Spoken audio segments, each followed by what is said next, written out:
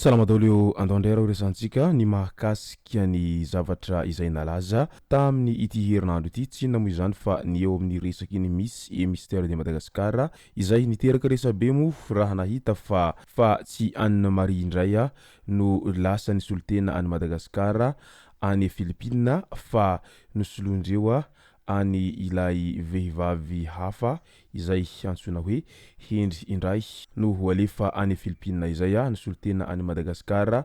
ka izay no nahatonga ny resabe etsiroa satria i Anne Marie no tompon-daka any Madagascar teo amin'izay misy zay tamin'ny taona 2024 izay Miss des îles de Madagascar mo izany ka tsy faly mo ny tenany raha vantany vao nahita an'izay fanapahan-kevitra izay ka izay no nahatonga azy lasa nampiakapeo ka ny pitsipitsy no mahakasika an'izay no fakafakaina amintsika ato anatin'ity video ity ka manasa antsika rehetra anaraka an'ity video ity hatramin'ny farany azadino ny milaiky ny video antsika ary tsarovatra hatrany ny miabone amin'ny chaîne antsika mba ahafahanareo manaraka tsy tapaka ny video zay lefa any amin'ny sisy tomatoatagasy toy izao ny fanaovana azy tsy ampendrela mo isika fa avy hatrany tonga de vavany ndawary raha resaka fifaninanana hatsaran-tarehy sy hatsaram-bika izay ary ny eo amin'ny fahaiza-manao dia matetika miteraka resabe foana izany rehetra izany ny eo amin'ny fitsarana satria matetika ahitana resaka fitanilana etsiroa eo amin'ny resaka izay fitsarana izay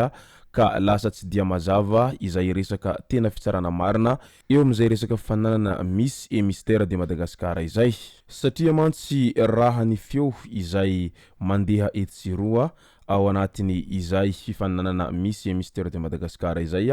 dia maro ny fepetra izay takiny ireo izay mpikarakara ka maro amin'ny ireo izay mpifaninana no mandray an'izany toa lasa ataon'izy ireo fitaovana fotsiny ireo ankizy ireo satria mila malafo be maro dia maro araky ny nambaran'izy ireo izay vao mahazo point maromaro ireo mpifaninana ao anatiny izay Miss et Mystère de Madagascar izay ka eo indrindra no mahatonga ny besin'ny maro mametra-panontaniana amin'ilay hoe fifaninanana hatsaran-tarehy sy bika ary fahaiza-manao ve ny tena marina aminazy ity sa resaka fitadiavam-bola fotsiny ihany mbola ao anatin'izay ihany koa dia mahatsapa ireo mpifaninana fa tena misy ny fifanavakavahana ao anatiny izay fitsarana Miss et Mystère de Madagascar izay ary matetika ihany koa mo ny mpanaraka an'izany Miss et Mystère de Madagascar izany no maneho hevitra amin'ilay hoe tokony Iran no lany fa tsy Iran ka efa mateti-pitranga izany ary tokony efa ahitana lesoka be deabe eo anatrehany izay Miss et Mystère de Madagascar izay ka tokony ahafahan'ireo mpikarakara an'izay hanarina an'ireo lesoka izay matetika kianiny ireo mpanaraka an'izany Miss et Mystère de Madagascar izany ary ny zavatra hita sy tsapa raha teo mantsy rehefa miala ny Madagascar ireo solitenan'ny Madagascar eo amin'izay fifaninanana Miss et Mystère de Madagascar izay rehefa tonga any am-pitan-dranomasina izy ireo ka mifaninana amin'ireo any am-pitan-dranomasina any dia matetika mihintsana mialoha loatra foana ka izay indrindra no mahatonga ny besin'ny maro mametraka an'izay fanontaniana izay amin'ilay hoe fangaha tsy azo atao tsara ny mitsara an'ireo fifaninanana Miss et Mystère de Madagascar ireo mba tena ao anatiny mangarahara tanteraka amin'izay mantsy mba izay tena tokony ho solitena any amin'izay fifaninanana iraisam-pirenena izay no alefa fa tsy hoe sanatria akory ka izay tiantiany ireo mpitsara ihany no alefa amin'izany ka zary raha lasa mifaninana fotsiny any am-pitan-dranomasina any ka mihintsana milohan'ny fotoana loatra tranga tahaka an'izany mo no niseho tato anatiny ity herinandro ity izay niteraka resabe araky ny fanambarany Anne Marie hatrany izay Miss de Madagascar 2024 nataon'ireo mpikarakara fitadiavam-bola fotsiny hoy ny fanontaniana izay napetrany hatramin'izao tsy mbola nisy azo ireo fanomezana ny loka nampanantenana any Anne Marie izay Miss des îles de Madagascar 2024 faranteo iny vola ansasany sarandalana no mba azony heritaona taorian'ny faninanana tsy mandray antso no tsy mamaly mesazy ireo mpikarakara rehefa antanina momba ny sarandalana sy ireo loka azony amin'ny mahampandresy azy izay nisaloatra ny naramboninahitra misy de Madagasikara 2024 raha ny fanazavana izay voaray hatrany. Nataon'ireo mpikarakara misy mystère des îles de Madagasikara ho fitadiavam-bola fotsiny ireo tanora malagasy izay mifaninana amin'io sehatrio. Mianto tena izy ireo mamonjy ny fifaninanana any Antananarivo. Asaina mivarotra tapakila amina sarany lafo izy ireo ka izay mahalafo betsaka no manantombo ankoatran'ny naoty omeny mpitsara.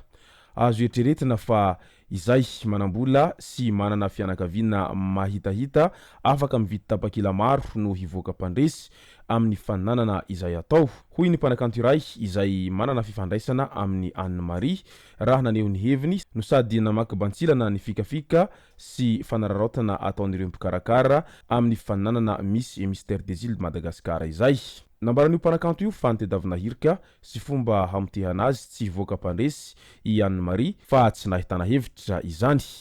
Betsaka ihany koa ireo mpifaninana mitaraina momba io misy mystère io fa tsy misy saha mivoaka ampahabe maso hita taratra ary ny baribary nandritra ny fifaninanana farany teo iny fa misy zavatra hafahafa sy tsy mazava ny momba n'io fifaninanana ka tokony handray fepetra mifanaraka amin'izany ny fitondram-panjakana ho hiatrany ny fanehoan-kevitra izay nisesisesy tato ato zay. Tsy mbola nitondra fanazavana moa ny mpikarakara misy mystère des îles de Madagasikara izay nahazo fanakianana mavaivay hatreto ka arahantsika ito ihany ny mety ho tohony izay. Taoriany izay rehetra izay moa dia nanapa-kevitra ny mpitsara misy mystère des îles de Madagasikara fa ihendritsika izay misy des îles de Madagasikara 424 no isolotena any Madagasikara amin'ny fifaninanana an'izay misy zay izay atao any Philippines any. Efa tamin'ny 13 Oktobra iny moa no nanomboka izao fifaninanana izao fa efa mandeha kosa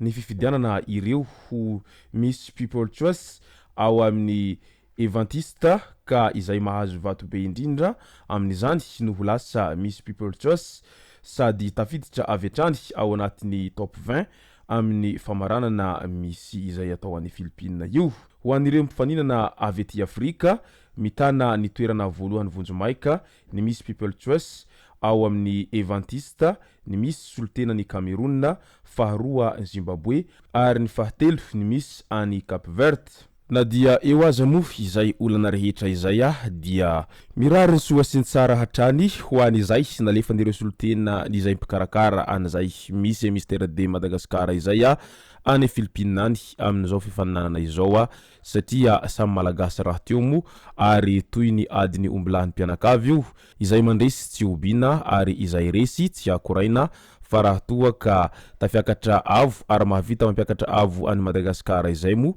ilay solotena nalefany tsy maninona izay satria samy irehary any Madagasikara avokoa izay no zavabita any antoeranany. Ka izay sy zay no mahakasika an'ity vidéo ntsika ty tomboko lasy tomboko vavy misaotra antsika rehetra nanaraka an'ity vidéo ty hatramin'ny farany. Asa dino ny milaiky ny vidéo ntsika ary tsarovatra trany ny miabone amin'ny chaîne ntsika mba ahafahanareo manaraka tsy tapaka ny vidéo zay lefa any amin'ny sisy tagmatagmata gasy. Tomboko lasy tomboko vavy mangasitraka dia mirary soa.